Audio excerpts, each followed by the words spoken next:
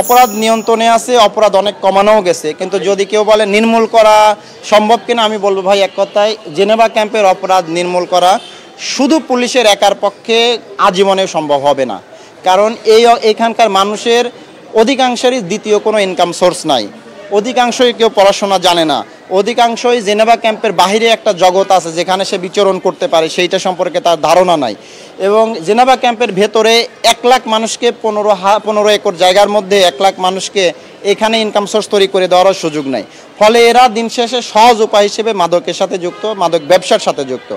আমরা যারা মাদক ব্যবসার সাথে ন্যূনতম জড়িত আছে আমরা তাদের শতভাগ গ্রেপ্তার করেছি, মামলা দিয়েছি, তারা জেলে গেছে, এরপরে আবার বের হয়ে আসছে, কিন্তু আসার পরে দেখে তার তো আর ইনকাম সোর্স সেকেন্ডটা নাই, ও আবার দেখায় মাদকের সাথে জড়িত হয়। তো এখান থেকে যদি নির্মূল করতে চান বা একেবারে ড্রাস্টিক্যালি চেঞ্জ করতে চান, তাহলে ভাই এদের আপনাকে কর্মের সুযোগ দিয়ে দিতে হবে, আপনি কর্ম দিতে হবে, যে ভাই তোমার মাদকে যাওয়া যাবে না, কর্ম দিতে হবে। এদের সন্তানদের এই যে পিচ্ছি 4-5 বছর বয়স, যে বয়সে আমাদের বাচ্চারা আমাদের কোল থেকেই নামে না, সেই বয়সে এরা মাদক বিক্রির সাথে জড়িত। তো এই বাচ্চাদের আপনার শিক্ষার সুযোগ দিতে হবে। জেনেভা ক্যাম্পের প্রতিটা বাচ্চাকে ন্যূনতম ক্লাস 10 পর্যন্ত পড়াইতে হবে, যাতে করে এরা মাদকের সাথে যুক্ত হতে না পারে। এটা করতে হবে, এটা তো আমাদের কাজ না, কিন্তু আমি একজন সচেতন নাগরিক হিসেবে, রাষ্ট্রের প্রথম শ্রেণীর একজন কর্মকর্তা হিসেবে, বিসিএস ক্যাডার হিসেবে আমার যেটা চিন্তা বা আমার যেটা মানে ধারণা, সেখান থেকে আমার যেটা বিশ্লেষণ, সেখান থেকে বললাম প্রথমত ইনকামের সোর্স দিতে হবে যেটা বৈধ, দ্বিতীয়ত হলো যে তাদের শিক্ষার সুযোগ দিতে হবে, স্বাস্থ্যের ব্যবস্থা করে দিতে হবে, আর স্যানিটেশন মানে পরিবেশটা নিরাপদ করে দিতে হবে।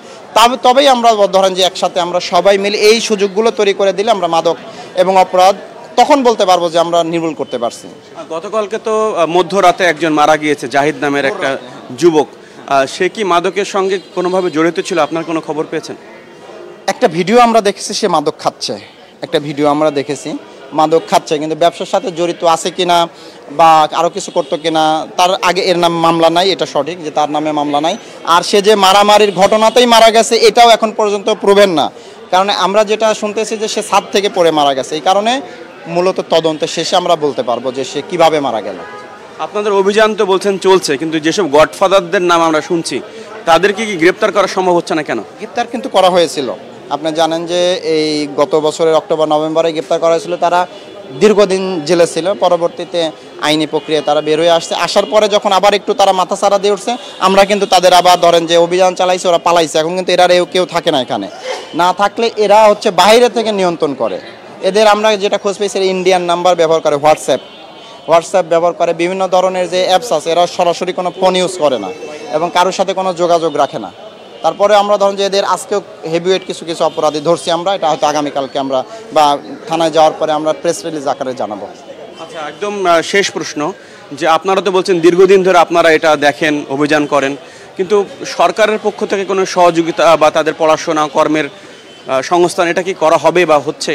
এটা আমি জানি না, এটা আমি বলতে পারবো না। আমি একজন ক্যাডার অফিসার এবং বিসিএস অফিসার হিসেবে যেটা করলে সুফল পাওয়া যেত পুলিশের অভিযানের পাশাপাশি সেটা বলতে পারি, কিন্তু এটা কারা করবে, কিভাবে করবে, এটা আমি বলতে পারবো না।